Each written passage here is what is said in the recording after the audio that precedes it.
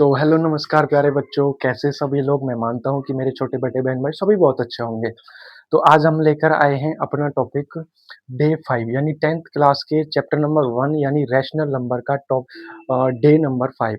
4 दिनों तक हमने आपको मैथ पढ़ाई और 1.1 एक्सरसाइज के 6 क्वेश्चंस तक हमने कंप्लीट करा दिए। लेकिन आज एक नया क्वेश्चन यानी क्वेश्चन नंबर 7। क्वेश्चन नंबर 7 में वैसे तो एक ही पार्ट का, लेकिन हम इसमें आपको 3 पार्ट्स करवाएँगे। तीनों पार्ट्स अलग-अलग मेथड पर हैं, अलग-अलग चीज़ों पर हैं और एक ही कॉम्बिनेशन यानी एक ही फ़ॉर्मूले पर वो निर्धारित करते हैं। जिस प्रकार से हमने आपको जो क्वेश्चन नंबर 5 और 6 के कई पार्ट्स करवाए थे, ऐसे ही हम क्वेश्चन नंबर 7 के भी आपको कई पार्ट्स करवाएँगे। तो एक बात मैं आपको ध्यान से यही बोलना चाहूँगा कि जब भी आप डे नंबर 5 पर आओ, तो पहली 4 वीडियोज़ देखकर ही आओ, क्योंकि अगर वो वीडियोज़ आपने नहीं देखी तो समझ लेना आपका इस क्वेश्चन नंबर 7 तक पहुँचने का कोई फ़ायदा नहीं रहेगा। तो आइए शुरू करते हैं अपने डे नंबर 5 की class.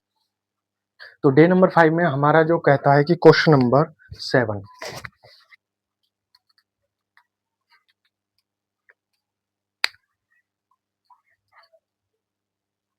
Question number 7 question number 7 हमारा बोलता है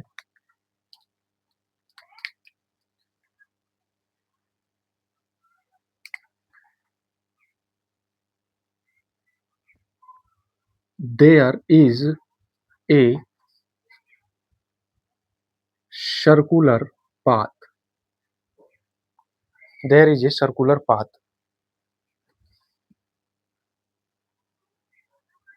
अराउंड ए स्पोर्ट्स फील्ड। एक सर्कुलर पाथ है और उसके चारों ओर एक स्पोर्ट्स का सर्कुलर पाथ बना हुआ है। एक सर्कुलर पाथ के अंदर स्पोर्ट्स फील्ड बनी हुई है चारों तरफ। तो उसमें 2 बच्चे हैं, सबसे पहला है Sonia. Sonia takes 18 minute 18 minutes to drive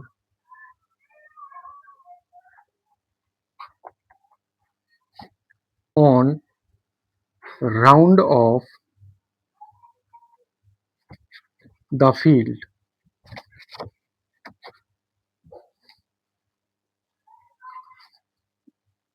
while. जो दूसरा नाम है वो है Ravi. Ravi takes 12 minute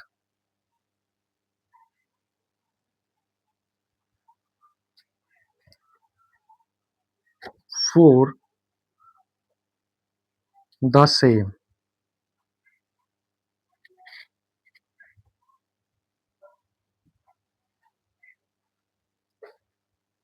they both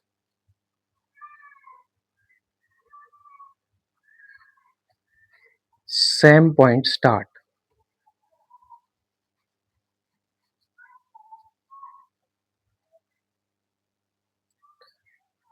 at the same time at the same time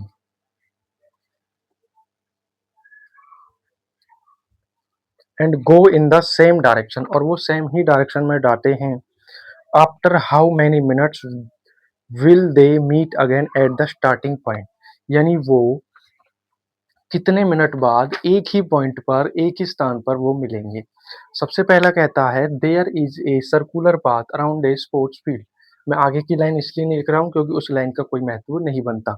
महत्व तो है, लेकिन मैं उसको टॉपिक को आपको समझा दूंगा। तो there is a circular path around a sports field, यानी सर्कुलर पाथ के एक स्पोर्ट्स फील्ड बनी हुई है, कोई सर्कुलर ग्राउंड है। तो Sonia takes 18 minute to drive around the field. Sonia उस राउंड में चक्कर लगाने में 18 मिनट का समय लेती है। While Ravi takes 12 minute at the same. और यही काम करने में रवि 12 मिनट का टाइम लेता है। वो कहता है कि they both same point start at the same time. और वो एक ही पॉइंट से, एक ही स्थान से, एक ही बार में यानी एक ही समय पर वो उस पॉइंट को स्टार्ट करते हैं। तो वो कहता है कि after how many minutes will they meet again at the starting point, यानी अगले जब वो चक्कर लगा के आएँगे एक सर्कुलर फील्ड में, तो उनको कितना समय लगेगा उसी स्थान पर आने में और एक साथ वो किस समय पर आएँगे। तो जब भी अगर इस प्रकार का क्वेश्चन आए,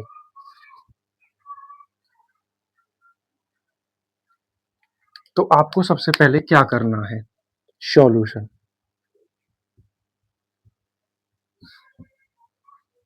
सॉल्यूशन कहता है रवि एंड सोनिया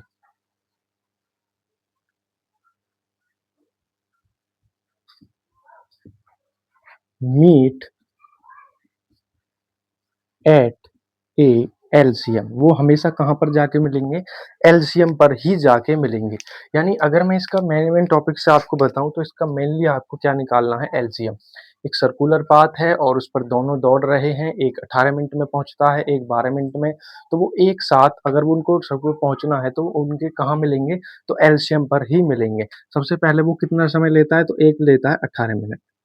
दूसरा कितना लेती है? तो एक लेता है 12 मिनट। यानी सोनिया 18 मिनट लेती है और वो 12 मिनट लेती है। तो हमको इन दोनों नंबर्स का एलसीएम निकालना है।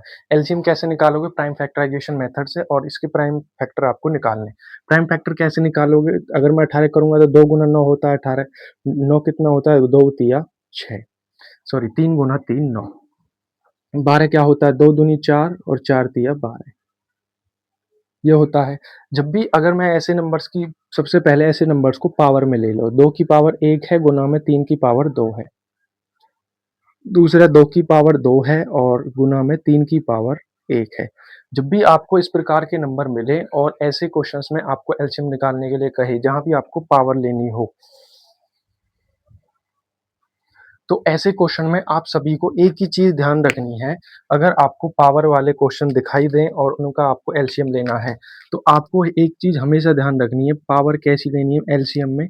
तो एलसीएम में जो पावर होगी वो मैक्सिमम लेनी है। कैसी लेनी है? तो मैक्सिमम पावर आपको लेनी पड़ेगी। यानी मेरे पास पावर 2 की पावर 2 है, तो इसका जो एलसीएम होगा वो एलसीएम क्या होगा? तो 2 की पावर 2 मेरे पास मैक्सिमम है, तो 2 की पावर 2 लूँगा मैं, और यहाँ 3 की पावर 2 है तो मेरे पास मैं 3 की पावर 2 ले लूँगा। ठीक है जी, 2 की पावर 2 क्या होता है? 2 की पावर 2 कहेंगे सर 4 होता है, 2 दूनी 4। 3 की पावर 2 क्या होता है? 3 गुना 3 यानी 9। उनका एलसीएम क्या हो जाएगा? 36, यानी 36 मिनट बाद मिनट्स, यानी 36 मिनट के बाद वो दोनों एक साथ एक ही पॉइंट पर मिलेंगे। तो आपको लास्ट लाइन में लिख देना है Ravi and Sonia. Ravi and Sonia meet after 36 minute.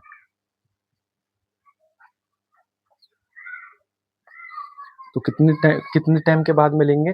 Ravi and Sonia after meet 36 minute, यानी वो 36 मिनट के बाद एक ही पॉइंट पर आकर मिल जाएंगे। जब भी आपका ऐसे क्वेश्चन आए तो उनको आपको हमेशा एलसीएम निकालना है। क्या निकालना है?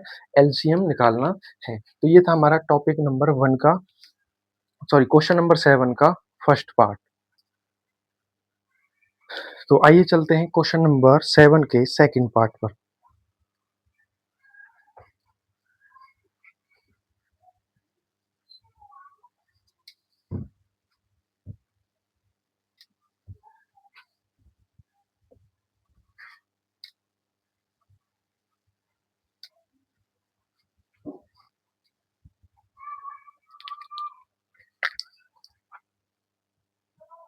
सेकंड पार्ट हमारा क्या कहता है?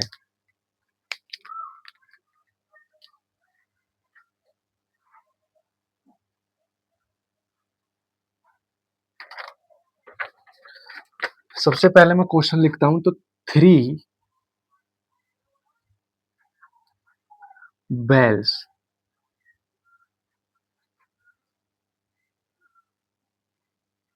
rings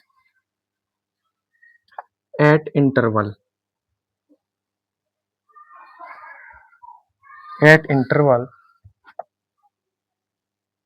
6, 12 और 18 minutes respectively.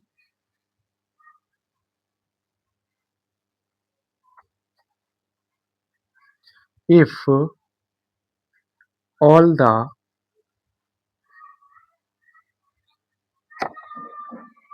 three bells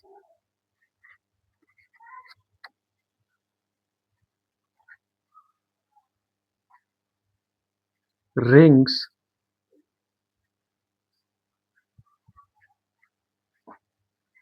at 6 a.m., when will they ring together again?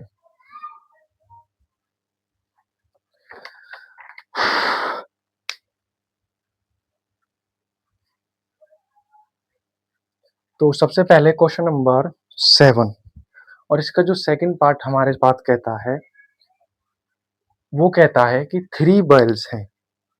सबसे पहले मैं यहाँ सॉल्यूशन लिख लेता हूँ।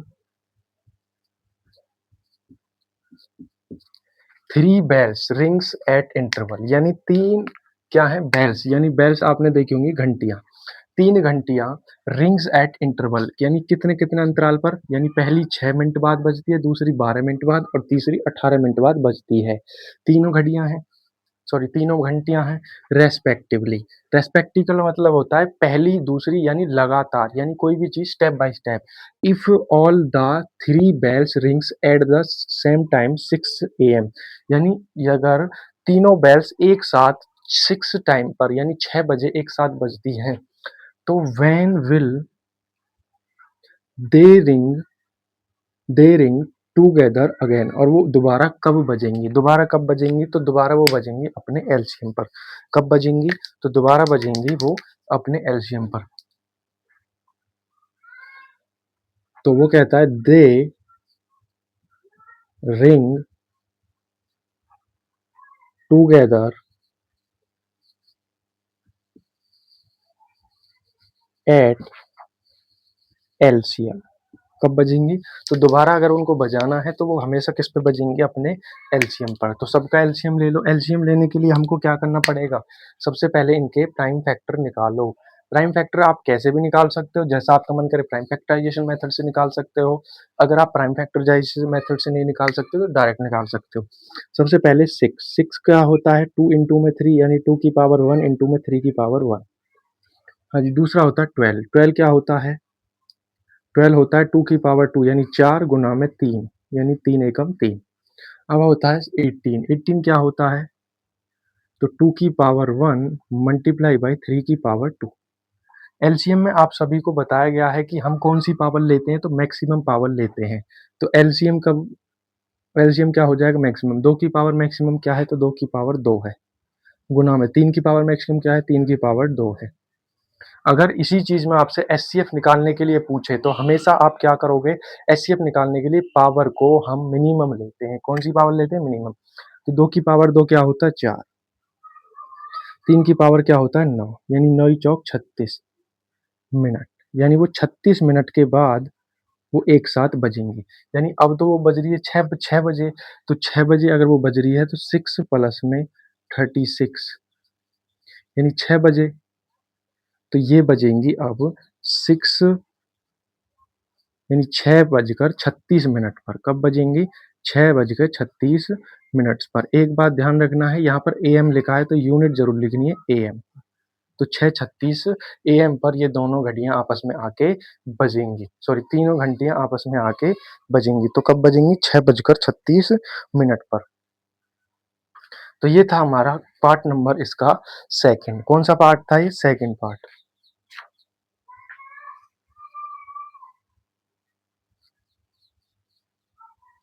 तो आइए चलते हैं इसके पार्ट नंबर थर्ड पर।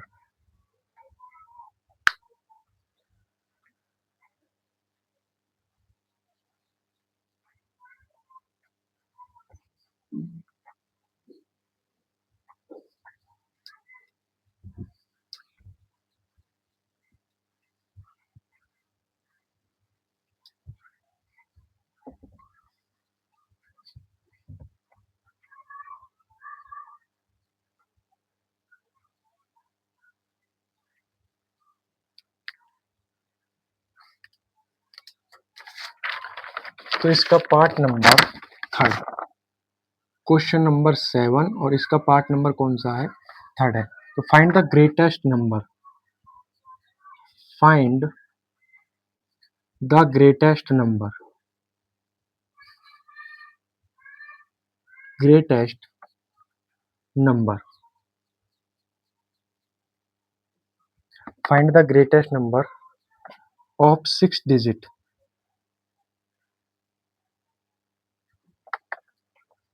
exactly divisible by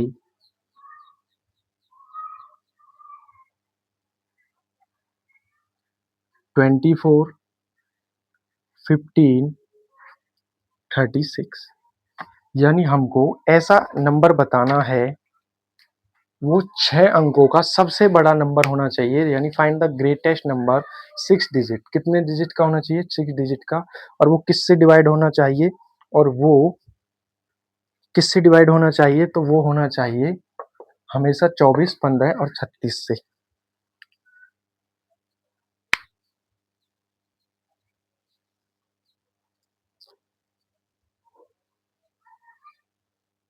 तो सबसे पहले सॉल्यूशन, सॉल्यूशन हमारा क्या कहता है? तो सॉल्यूशन कहता है, एक बात आप सभी को ध्यान रखनी है। बहुत से बच्चे कहेंगे सर आप यहाँ रेड पेन से सॉल्यूशन लिख रहे हो, जबकि हम नोटबुक में नहीं लिखते। भाई अपने हिसाब से लिखना है, किसी को भी जिस हिसाब से आप करते हो। ठीक है जी। सबसे पहले अगर मैं वी नाउ डेट, हम जानते हैं कि आप सभी जानते होंगे we now date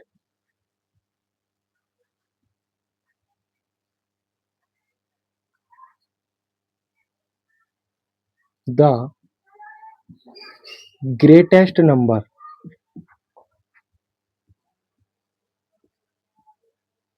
of 6 digit, 6 digit का ग्रेटेस्ट नंबर क्या होता है? आप सभी जानते होंगे 6 डिजिट का अगर मैं ग्रेटेस्ट नंबर करता हूँ तो 9999999, यानी 9,99,999,999। ये क्या होता है? तो 6 डिजिट का ये ग्रेटेस्ट नंबर होता है। क्या ये नंबर इन सभी से डिविजिबल होगा? नहीं हो सकता बिल्कुल भी। ठीक है जी। तो हमको क्या करना है? Find the greatest number 6 digit exactly divisible by 24, 15 और 36। सबसे पहले ये नंबर ले लिया। अब हमको क्या करना पड़ेगा? इन सब का एलसीएम। ये ऐसा नंबर, ये नंबर अपने एलसीएम से कटना चाहिए। जब 24 यानी 24,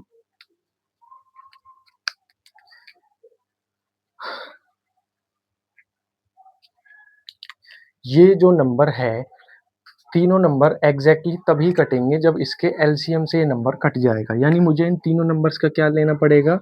एलसीएम। क्या लेना पड़ेगा? एलसीएम। यानी ऐसा नंबर जो कि तीनों का एक ही नंबर आ जाए और वो इस नंबर को कंप्लीटली डिवाइड कर दे। तो सबसे पहले मुझे 24 लिखना पड़ेगा और फिर 15 और 36। मैं जल्दी से यहाँ पे कर दूंगा। 24 क्या होता है? 24 होता है 8 या 24। 8 क्या होता है? 2 की पावर 3 गुना में 3 की पावर 1। 15 क्या होता है? 3 पंजे 15, 3 की पावर 1 गुना में 5 की पावर 1। 36 क्या होता है? 36 छह छांगड़े 36, यानी 2 की पावर 2 गुना में 3 की पावर 2। ठीक है जी। अब मुझे इनका एलसीएम लेना है। एलसीएम कैसे निकल के आएगा? तो एलसीएम निकल के आएगा मैक्सिमम पावर, यानी सबसे पहले ले लो 2 की पावर 3, फिर ले लो 3 की पावर 2 और 5 की पावर एक सिंगल पावर है तो इसको 5 की पावर सिंगल। ये इनका एलसीएम हो जाएगा। एलसीएम जब मैं करूंगा 2 की पावर 8 गुना में 3 की पावर 9 गुना में 5 का 5, 9 अट्ठे 72, 72 पंजे 360। कितना होता है? 360। ठीक है जी। अब मैं देखूंगा क्या ये नंबर 360 से एग्जैक्टली डिवाइड हो रहा है। तो ये तीन नंबर, अगर मैं इस नंबर को 9, 9, 9, 9 और 9, इसको मैं 360 से डिवाइड करूंगा तो मेरे पास कितना आएगा? 360 को अगर मैं डिवाइड करूंगा तो मेरे पास जो रिमाइंडर आएगा, अगर मैं उस रिमाइंडर में से इसको नंबर में से रिमाइंडर को घटा दूंगा तो मेरे पास एग्जैक्टली आंसर आ जाएगा। अगर मैं इससे डिवाइड करूंगा तो रिमाइंडर आएगा 279। मुझे यहाँ पर कोशिएंट से कोई भी मतलब नहीं है, मुझे ओनली रिमाइंडर चाहिए, जो रिमाइंडर बचेगा। अब रिमाइंडर को इस नंबर में से घटा दो। 9, 9, 9, 9, 9, माइनस 279, जो आपका एग्जैक्टली नंबर बचेगा वो बचेगा 999,720। आप यहाँ से घटा के देख सकते हो। तो 6 डिजिट का ये एक ऐसा नंबर है जो तीनों नंबर से कट जाएगा, क्योंकि अगर मैंने रिमाइंडर घटा दिया तो मेरे पास क्या बचेगा, वही नंबर आ जाएगा जो एग्जैक्टली कटेगा। तो सबसे पहले अगर मैं सॉल्यूशन की बात करूँ, हमने सॉल्यूशन कैसे किया है, तो अगर सबसे पहले फाइंड द ग्रेटेस्ट नंबर, आपको क्या बताना था, ग्रेटेस्ट नंबर बताना था, एग्जैक्टली डिविजिबल बाय 24, 15 और 36, यानी वो हमेशा कटेगा एलसीएम से। किससे कटेगा, एलसीएम से। तो हमको पता है कि ग्रेटेस्ट नंबर 96 डिजिट का 996 बार होता है। सबसे पहले इनका एलसीएम निकाल लिया तो कितना आ गया, 360। 360 से अगर मैं डिवाइड करूंगा तो मेरे पास क्या आएगा, 279। क्या बचेगा, रिमाइंडर। रिमाइंडर को इस नंबर में से घटा दो तो वो ऐसा नंबर होगा, एग्जैक्टली 6 डिजिट का ऐसा नंबर होगा जो तीनों नंबर्स को डिवाइड कर सकता है। तो आज की क्लास को प्यारे साथियों हम यहीं ख़त्म करेंगे क्वेश्चन नंबर 7 पर। तो ये क्वेश्चन आपके लिए बहुत इंपॉर्टेंट है और इससे हमने कितने पार्ट्स करवाए आपको, तीनों पार्ट। तो तीनों पार्ट्स आपको बहुत अच्छे से कर लेने हैं। तो आज के लिए मैं यहीं पर अपनी शब्दों को विराम देता हूँ। अगर वीडियो अच्छी लगी हो तो वीडियो को लाइक करो, चैनल को सब्सक्राइब करो।